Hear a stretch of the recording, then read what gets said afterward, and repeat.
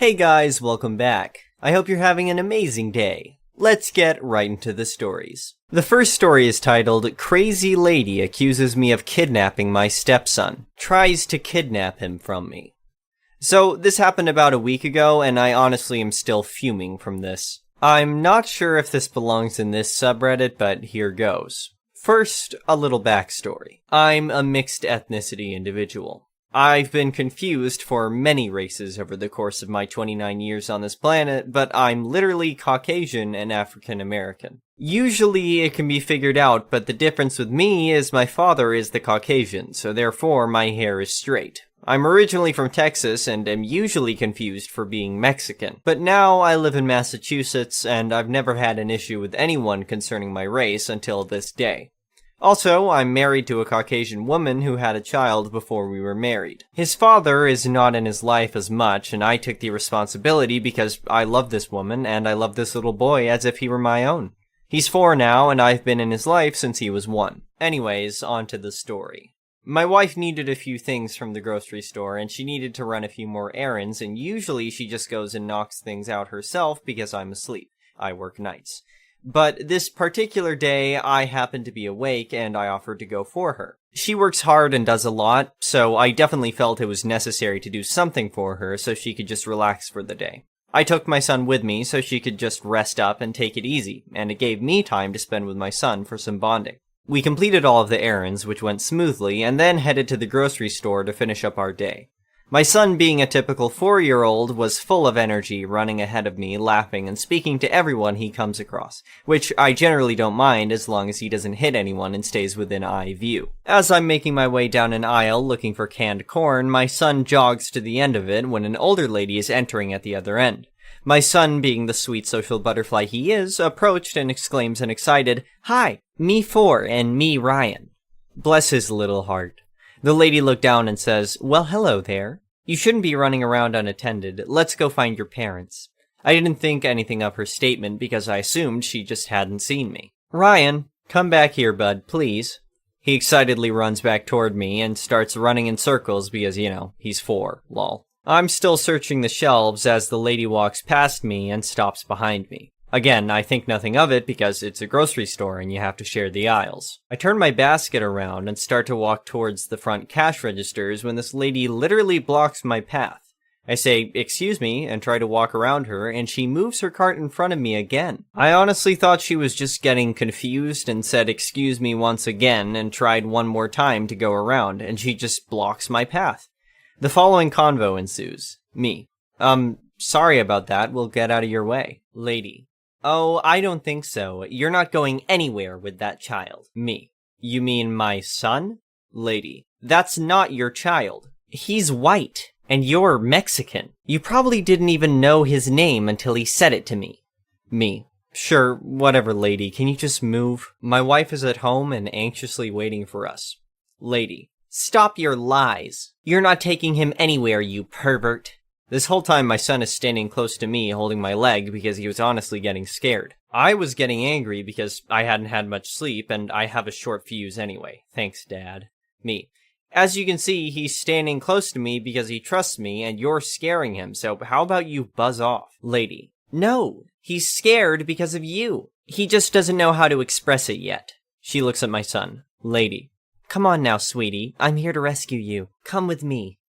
Thankfully, my son was able to communicate to her he wasn't going anywhere with her, but she was having none of it. She literally grabbed my son and began to run. It caught me off guard because I honestly could not fathom what was actually happening. My son starts screaming loudly because he was so scared, and this lady is just like, "Don't worry, sweetie, he won't hurt you, I promise." Suddenly, I snap back into reality and I begin to chase after this crazy wench. While running through the store, I yell for people to stop her and that she's kidnapping my son, and thankfully a worker stops her before she makes the exit. Lady. "Why are you stopping me? This Mexican here is trying to kidnap my grandson." My son literally is bawling his eyes out and extending his arms out calling for me. This lady was relentless and would not let go of my son even after he slaps her face multiple times. I laughed a little, not going to lie. At this point, a manager shows up and asks what's going on. The lady spoke before me. Lady. This, pointing at me, pervert is trying to kidnap my grandson, and I was just trying to escape. Me. That's my son, you freaking psycho. Now let him go. The manager didn't know what to believe. I don't blame him, he was caught in a weird situation. So I pulled out my phone and showed him pictures of me and my son that dated a year or so back as proof. This lady still would not give up and accused me of faking them. Like, how would you do that exactly? I'll never know, but whatever.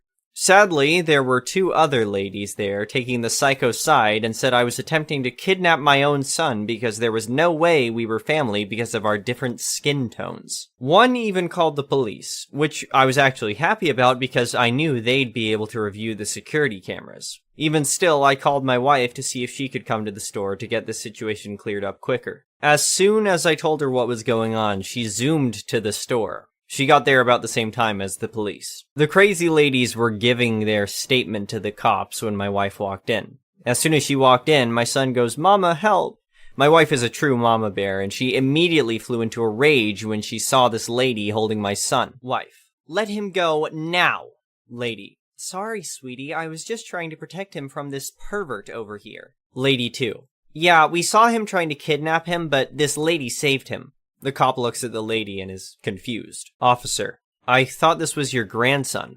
Wife: "I have no idea who that lady is." She takes out her phone and shows the officer a picture of my mother-in-law. Lady: "Okay, I'm sorry, he's not my grandson, but I was only trying to protect him from this dirty pervert over here." Lady 2: "Yeah, I witnessed the whole thing. He snatched that child and tried to run away with him, but this lady stopped it." Lady 3: "Yes, I saw it too. He needs to be arrested. And you," pointing to my wife, "should be thankful that this lady was here to save your son because you obviously just let him loose wherever." Wife: "Who are you talking about again?" All three crazy ladies pointed at me. Wife: "Oh, you mean my husband?" Lady 1: "Husband?"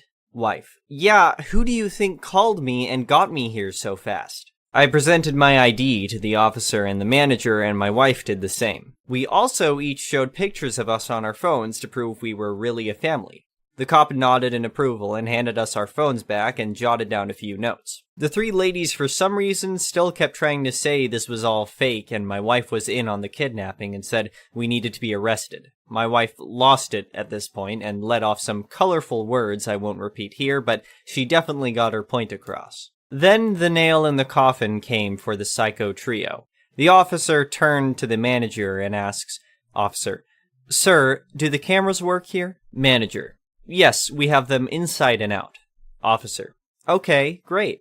Let's go review." The three ladies' faces went pale, like ghostly pale. The officer reviewed the outside camera as I pulled into the parking lot and saw me take my son out of my car. And then, as I went up and down the aisles, and most importantly, the instance the woman snatched up my son and began to run. Upon his return, he asks, "Officer, would you like to press charges?" Lady 1: "Yes, I would." Officer: "Why would I be asking you that question? Shut your mouth and sit down." He turns to me and repeats the question. Me: "Absolutely." Lady 1 was charged with attempted kidnapping, false imprisonment, providing a false police report, and child endangerment. The other two were also charged with providing a false police report as well. To make matters worse for Lady 1, my son bruises easily, and she left some terrible spots on him from where she was grasping him, but he's fine.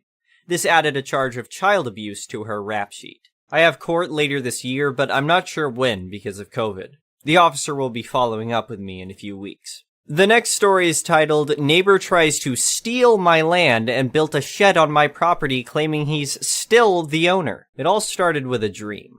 My wife and I had worked tirelessly for years, sacrificing our time and energy to save up enough money to purchase the house of our dreams. It was a spacious, beautiful home with a front yard so large it felt like a park, and the cherry on top, it was just a 5-minute walk away from the beach. The beach holds a special place in our hearts because that's where we first met. We had both signed up for the same marathon and hit it off from the start. She's an attorney and one of the smartest people I know. I always had massive respect for her and try not to bring up minor inconveniences, which is why I hadn't mentioned anything about our annoying neighbor, Jackson. We bought half of Jackson's property, the half where our dream home now stands. At first, he seemed like a grumpy old man, but harmless. That was until he aggressively yelled at my wife's assistant when she was running late to sign the final documents. I should have taken that as a sign that something was off, but I didn't. Our first month in our new home was pure bliss. Our neighbor, Harry, quickly became like a brother to me. We would watch important baseball games together, and I would go over to his place every Sunday for a barbecue. Our life finally seemed perfect. But all that changed the day Jackson decided he wanted our front yard back. I had just come back from work when I saw him in our yard with a measuring tape. He was so agitated that he cut his finger, and when I went to check on him, he yelled at me for patronizing him. He claimed that the front yard wasn't part of the deal, and that he was going to build a shed there to store his gardening tools.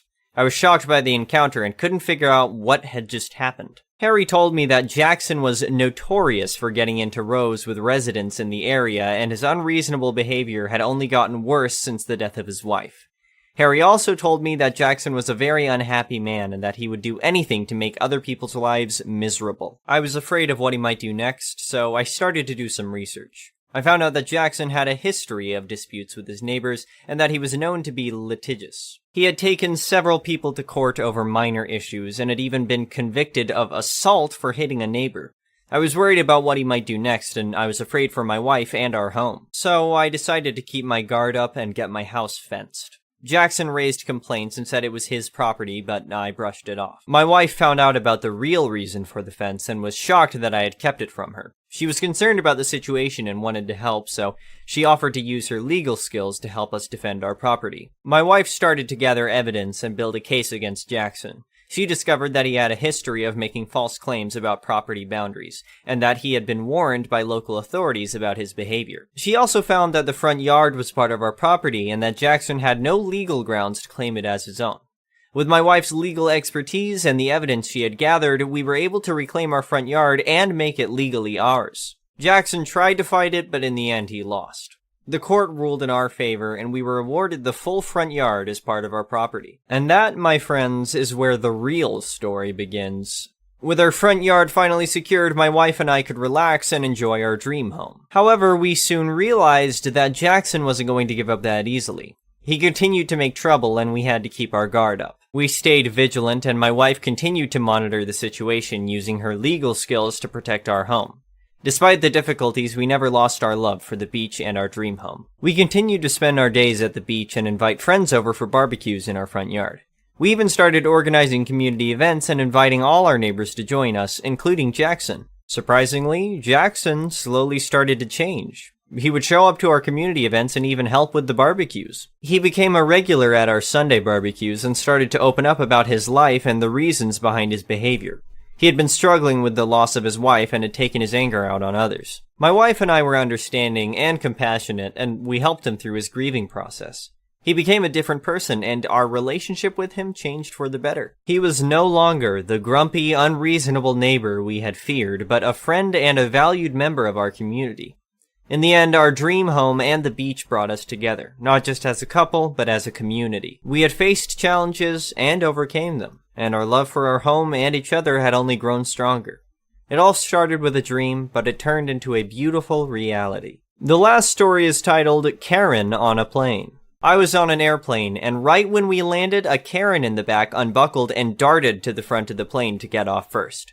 She did not make any eye contact and felt that she was special. I'm talking about going from the very last seat on the plane down the whole row and past first class. Basically, standing at the little kitchen thing in the front. All this time, the seatbelt sign was still on, and we were still rolling down the runway. The flight crew had asked her to return to her seat until we reached the gate, but she was not even responding. Everyone was basically trying to just wait it out. It was a long flight, 8 hours, and at this point, we were exhausted anyways. Nobody said a word. Suddenly, the captain announced we had a special guest on board, and he will be coming out to greet after we were settled at the gate. The Karen stood there awkwardly until we did the whole rolling into the gate and whatever planes do when they land for about 15 to 20 minutes. Everyone sat there waiting to see what the captain was talking about. Eventually, the captain came out and asked the lady to please move back a little to get to his special guest, then a little more, then a little more. He was looking from row to row, trying to find a specific person. Everyone is watching and looking around to see who it could be. He kept going and going, asking the Karen to please step back a few more steps each time. Finally, as they approached the rear of the plane, he asked her to sit for a second while he grabbed the intercom at the rear of the plane. "Ladies and gentlemen, I'd like to announce our special guest sitting in seat 42C. Let's give her a round of applause. The whole plane went wild with laughter and applause. I loved every moment of that. Thank you for watching. I would really appreciate it if you could like the video and subscribe to our channel if you haven't already.